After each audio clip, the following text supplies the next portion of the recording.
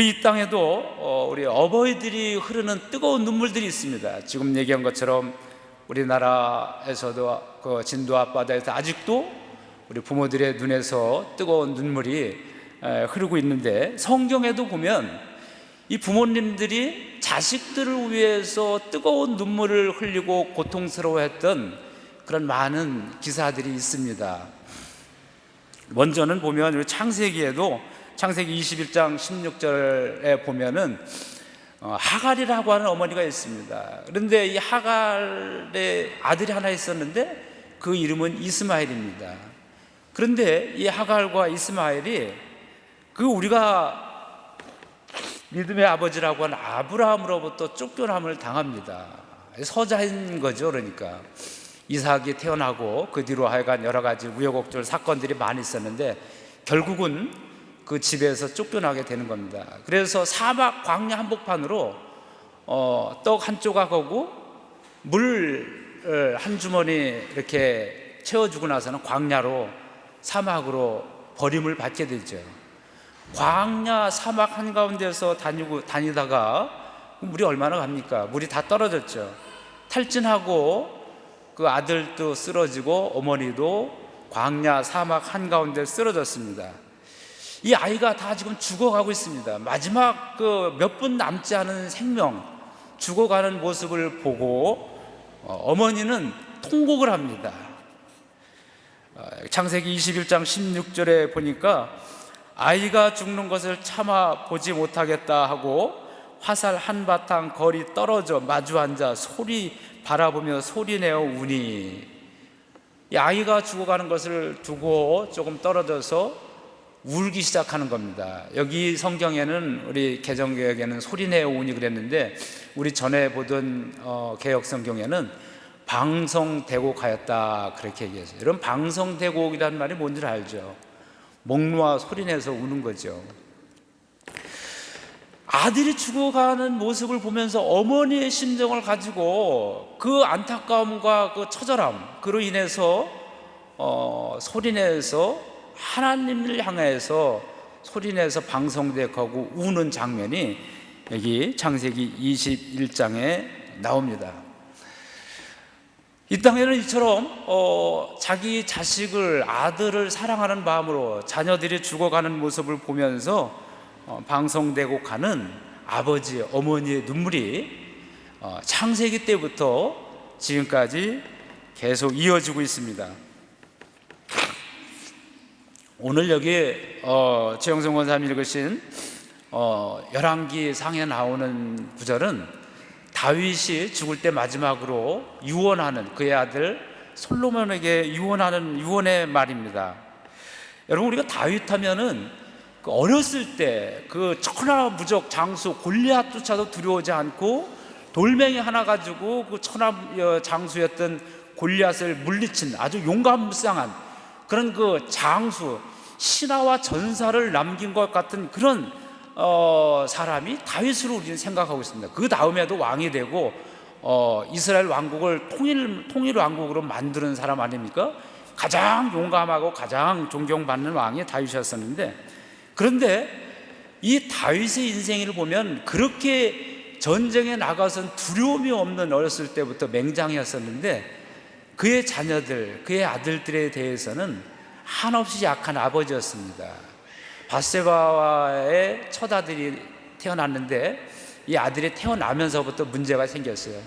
그래서 하나님께 기도합니다. 하나님, 이 아이를 살려주십시오. 하나님이 보낸 생명이지 않습니까? 그냥 기도하는 게 아니라 식음을 전폐하고 금식 기도를 합니다. 통곡하며 눈물을 흘리며 금식 기도를 하는데요, 그런데 그 기도를 하나님 끝내 들어주시지 않습니다. 7일 만에 이 아기는 죽게 됩니다. 이 다윗은 이 작은 생명, 이 핏줄기 한 주먹 같은 이 아들 앞에서는 한없이 약하고 눈물을 흘리며 어쩔 줄 모르는 왕이었습니다.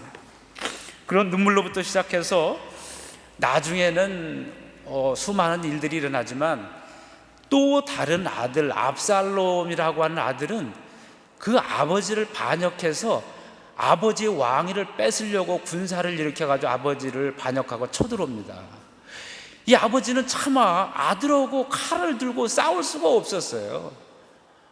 싸움에 대해서는 그래도 일가견이 있고 어느 누구에 대해서 두려움이 없는 다윗이었지만 차마 아들하고는 싸우지 못하고 아들을 피해서 도망갑니다. 도망가는데 신발도 신지 못하고 맨발로 울면서 이렇게 머리를 다 풀어헤치고 도망을 가죠.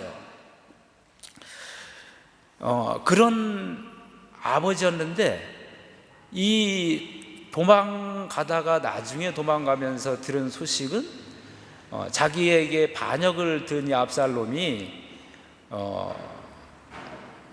이 전쟁에서 자기의 수하 장군에게 배에 칼이 찔려가지고 배가 간통돼서 죽지요. 그 죽는 모습을 보면서 아버지는 또 한없이 통곡하면서 울면서 압살롬아 압살롬아 하면서 한없이 통곡을 하는 그런 이야기가 성경에 또한 나옵니다.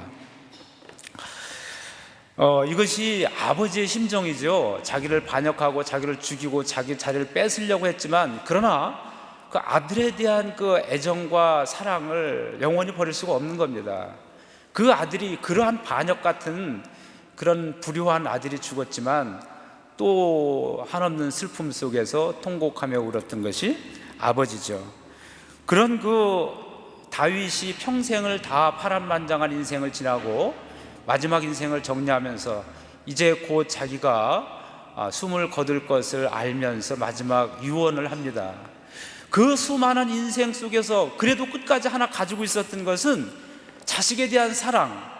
우리 아들들이 잘 돼야 될 텐데 우리 자식들이 정말 잘 되는 것이 무엇인가를 그 수많은 인생을 통해서 깨닫고 쌓은 것, 정리한 것을 마지막 유언으로 남겨주고 있는 겁니다. 여기 오늘 최영성 원사님 읽으신 데 보니까 2절에 보니까 내가 이제 세상 모든 사람이 가는 길로 가게 되었노니 너는 힘써 대장부가 되고, 그렇게 얘기하고 있습니다. 난 이제 간다. 너에게 마지막 얘기를 해줄 텐데 정말 남자답게 용감하게 대장부답게 살아야 되는데 그렇게 산다는 글이 무엇이냐라고 하는 거예요. 3절 보니까 우리 여러분 다 함께 찾아서 함께 읽도록 합시다. 주보 안쪽에 있습니다. 열왕기상 2장 3절 다 함께 봉독하겠습니다. 시작. 내 하나님 여호와의 명령을 지켜 그 길로 행하여 그 법률과 계명과 율례와 증거를 모세의 율법에 기록된 대로 지키라. 그리하면 내가 무엇을 하든지 어디로 가든지 형통할지니라. 이 다윗이 평생을 살면서 깨달은 그 한마디가 있는데, 우리 평생에 살아가면서 가장 우리가 지켜야 될 것, 손에 붙잡고 있어야 될 것이 있는데 그건 뭐냐면 하나님 아버지, 내가 눈에 보이는 육신의 아버지지만 그러나 영원한 우리 하늘에 계신 하나님 아버지, 그 여호와 하나님의 법률과 율법과 계명, 그 하나님의 말씀을 기록된 대로 다 지켜 행하면서 살아라. 하나님의 말씀을 지키면서 살아가라고 하는 것이 이 땅을 하직하면서 마지막 아버지가 사랑하는 아들에게 주는 말씀이었습니다. 내 하나님 여호와의 명령을 지켜 그 길로 행하여 그 법률과 계명과 율례와 증거를 모세의 율법에 기록된 대로 지켜 행하라. 잘 되는 길, 자식이 잘 되는 길이 많이 있지만 그러나 그 어떤 것 많이 있죠. 건강을 챙겨줘야 되고 요즘 뭐 그래서 키를 뭐 더 자라게 해주는데 뭐 얼마를 들였는지 뭐 그런 광고도 많이 나오더라고요. 좋은 학교, 다 좋은 얘기입니다. 그러나 정말 가장 근본적이고 가장 그 참된 자녀를 위한 잘 되는 것은 하나님의 말씀을 붙들고 살아라. 그리고 하나님의 말씀을 지켜 행하라라고 하는 이 말씀, 다윗은 마지막에 이 이야기를 사랑하는 아들 솔로몬에게 지금 이야기를 하고 있습니다. 부모와 자식 간의 관계, 가장 아름답고 올바르고 참된 그런 관계가 되려고 한다면, 부모님이 자기 자식을 가장 사랑한다고 한다면 그 사이에 있어야 될 것, 그리고 우리 자녀들이 부모님에게 가장 효도하고 싶은, 어떻게 하는 게 정말 가장 효도하는 것인가 라고 했을 때 그 효도하는 것, 그것은 부모님과 우리 자녀들 사이에 있어야 될 것은 바로 하나님의 말씀이라고 하는 겁니다. 이 하나님의 말씀이 부모와 자녀 사이에 있을 때 부모와 자녀의 관계는 가장 아름다운 관계요, 가장 올바른 관계요, 가장 참다운 관계가 되는 것입니다. 여기 오늘 나중에 읽으신 우리 신약 에베소서에 나오는 이야기도 바로 그겁니다. 바울이 1차, 2차, 3차 그 많은 전도 여행을 하고 그의 인생의 마지막 여정을 이제 로마에서 보내고 있는데, 그 인생의 마지막 여정 가운데 로마의 감옥에서 그 수많은 세월을 살아가면서 자기가 깨달은 거예요. 그것이 바로 이게 옥중서신의 에베소서인데, 거기에 6장 마지막에서 그런 얘기를 하고 있어요. 우리가 정말 이 땅을 아름답게 살아가야 되는데, 우리 사람이 산다는 것은 건국 나와 너와의 관계 속에서 살아가는 건데, 그 관계 중에서 가장 아름다움을 지켜야 될 관계는 가족이고 부모와 자식과의 관계다. 이런 이야기를 하면서 6장 1절에서 그런 얘기를 하죠. 자녀들아, 주 안에서 너희 부모에게 순종하라. 이것이 옳으니라. 내 아버지와 어머니를 공경하라. 이로써 내가 잘되고 땅에서 장수하리라. 부모님들이 바라는 게 그거 아닙니까? 근데 또 아버지에게 얘기하죠. 아비들아, 너희 자녀를 노엽게 하지 말고 오직 주의 교훈과 훈계로 양육하라.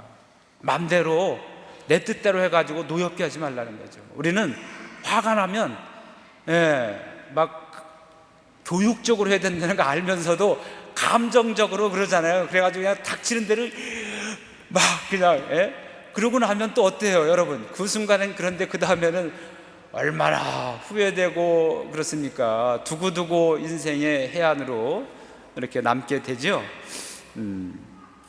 저도 그런 경험들이 있어요. 그 전에 하늘이 한 4살, 5살 때쯤 되는데 여기 왔는데, 그때 뭐 이렇게 음악회가 지금도 있지만 그때는 정말 많았어요. 어디 저기 떼아트로 갔는데 들어갈 때부터 목말르다 그래서 알았어, 또 사주고 사줬는데 그 다음에 가가지고 시작 막 했는데 거기 어디 초청받아가지고 대사관에서 뭐 하든가 해가지고 어디 극장, 정식 극장에 들어가 있는데 또 목말르다 하는 거야. 아빠 목말라 깜깜하게 불이 다 켜고 정식 공연이 시작됐는데 참어 그랬는데 조금 있다 또 목말라. 와, 얼마나 화가 나는지요. 알았어 하고 그냥 확 손을 끌고 말이죠, 그냥 나와버렸어요. 뚜벅뚜벅 걸어 나와가지고 거기 바에서 콜라 캔 하나 사가지고 딱 나가가지고 차 주차하는 데 가서 문 열고 탁 떼서 앉아 먹어 탁 또 문 탁 걸어서 그냥 그 안에서 그냥 누워서 공연 끝날 때까지 있었어요. 근데 5살 때 했는데 하늘이가 지금 그 기억하더라고요. 그러면서 언제 휴가 나와서 그 얘기했더니 기억한대요. 그래서 아버지 그때 너무 미안하다고. 근데 제가 그렇게 마음이 그게 해안이 돼요. 그 5살짜리가 목마르다고 하는데 그거를 그렇게 화를 내면서 그냥 짜증을 내면서 그랬는가. 근데 그게 제가 이해가 되는 게, 요즘에 제가 이렇게 목이 자꾸 이렇게 목이 마르더라고요. 그래서 수시로 물을 가지고 지금 나갈 때 항상 물병을 가지고 가요. 운전하다가도 먹어야 되고 그냥 막 이해가 되더라고요. 참 나는 50 중반인데도 이러는데 그 5살짜리가 얼마나 그랬을까. 여러분, 자기 감정대로 자녀를 노엽게 하지 말고 하나님의 말씀으로 양육을 해야 됩니다. 여러분, 자녀들에게 좋은 것 다 모든 환경들 잘해주는 것 부모의 당연한 해야 될 책임이지만, 가장 우리 자녀들을 사랑하는 것은 하나님 말씀으로 자라게 하는 겁니다. 그거 이상으로 자녀를 정말 사랑하는 일은 없습니다. 오늘 어버이 주일에 우리가 그것을 다시 한번 생각해야 됩니다. 그런데 여러분, 이 역사상에서 이렇게 부모와 자식 간의 이런 아름다운 관계 많이 있죠. 성경에 있는 이런, 여기에도 나온 이야기도 있고 또 우리 주변에도 많이 있습니다. 그러나 이 역사상의 아버지와 아들과의 가장 아름다운 관계는 성부 하나님 아버지, 성자 예수 그리스도의 관계입니다. 여러분, 하나님은 자기 아들 예수에 대해서 전적으로 신뢰하고 예수님을 이 땅에 보내셨어요. 자기 아들을 전적으로 신뢰하고 믿고 모든 것을 자기 아들에게 맡기고 이곳에 보내신 거예요. 아들 예수 그리스도는 아버지를 전적으로 믿고 신뢰하면서 아버지의 뜻대로 평생을 살아가고 그렇게 마지막 죽어갔습니다. 이 성부 아버지 하나님과 성자 예수 그리스도도 여러분 갈등이 있었습니다. 정말 심각한 갈등이 있었죠. 예수님께서 마지막 십자가에 달리셔서 그런 그 절규를 하십니다. 아버지 어찌하여 나를 버리십니까? 정말 십자가에 달리신 예수 그리스도의 눈에서는 피눈물이 나는 겁니다. 그 나를 사랑했던 아버지, 그 아버지를 믿고 이 땅에까지 내려가고 아버지를 했는데 이 마지막에 보니까 결국은 아버지가 정말 나를 버리시는구나 라고 하는 그 처절함, 그것을 십자가에서 지금 느끼고 계신 거예요. 예수님의 눈에서는 그 십자가에서 피눈물이 흐르고 있습니다. 아버지 정말 나를 버리시는 겁니까? 어찌해서 나를 버리십니까? 그 장이 끊어지는 고통 속에서 피눈물을 흘리면서 예수님은 하나님 아버지를 향해서 절규하십니다. 여러분, 자기 아들이 이렇게 피의 눈물을 흘리면서 고통스러워하고 절규하면서 죽어가는 그 모습을 보는 아버지의 심정은 어떨까요? 하늘에서 보고 계시는 그 아버지의 눈에서도 똑같이 피 눈물이 흘러졌을 것입니다. 그런데 이 아들은 끝까지 아버지를 신뢰합니다. 아버지에 대한 사랑을 결국 버리지 않습니다. 자기가 처절하게 버림받고 죽어가는 마지막 순간이지만 그럼에도 불구하고 하나님 아버지에 대한 믿음과 신뢰를 잃지 아니하고 십자가 위에서 물과 피를 다 쏟으시며 마침내 죽어가셨던 것이 성자 예수 그리스도입니다. 여러분, 이 땅에서 아버지와 아들과의, 부모와 자녀 간의 가장 아름다운 관계를 이 십자가가 이야기하고 있습니다. 여러분, 이제 우리가 어린이 주일, 어버이 주일, 또 우리 가정의 달이라고 하는데 우리 하나님께서 다 이렇게 맺어주신 우리 가장 축복된 구조죠. 복된 구조인데 여러분, 우리가 행복하고 잘 돼야 됩니다. 그런데 정말 행복하고 잘 된다라고 하는 그 기준을 여러분 세상 사람들이 정해놓은 곳에 따라서 그거 쫓아가지 마십시오. 여러분, 그 세상 사람들이 설정해놓고 규정해놓은 그거 쫓아가다 보면은요 우리의 가슴은 더 아프기만 합니다. 이곳에 보내야 되는데 보내지 못하는 부모들은 더 가슴이 아프지요. 이거 사줘야 되는데 사줘야 되지 못하는 그 세상 사람들이 정해놓은, 규정해놓은 겁니다.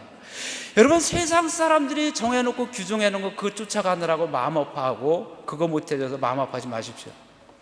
우리는 우리의 영원한 지침은 하나님 말씀, 영원히 매이지 않은 하나님 말씀입니다. 여러분, 한국에 계신 또는 하나님 나라에 계신 부모님에게 좀 더 사랑과 애정과 존경을 표하고 싶습니까? 하나님 말씀을 붙들고 살아가는 겁니다. 여러분 자녀를 가장 아름다운 훌륭한 우리 자녀로 키우고 싶습니까? 하나님 말씀으로 자라게 하십시오. 그것이 이 가정의 달 어버이 주일에 우리들에게 주시는 말씀입니다. 하나님 말씀 붙들고 마음을 다하고 성품을 다하고 힘을 다하여 하나님 사랑하면서 살아가셔서 하나님이 주시는 참된 행복으로 살아가는 천국 같은 그런 여러분의 삶이 되기를 주님의 이름으로 축원합니다.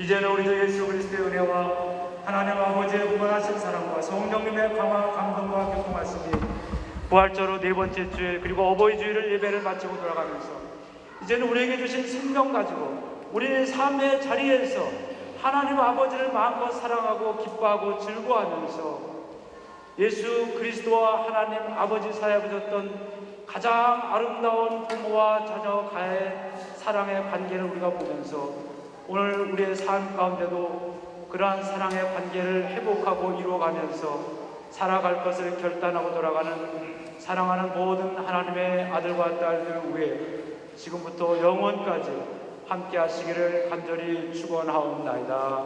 아멘.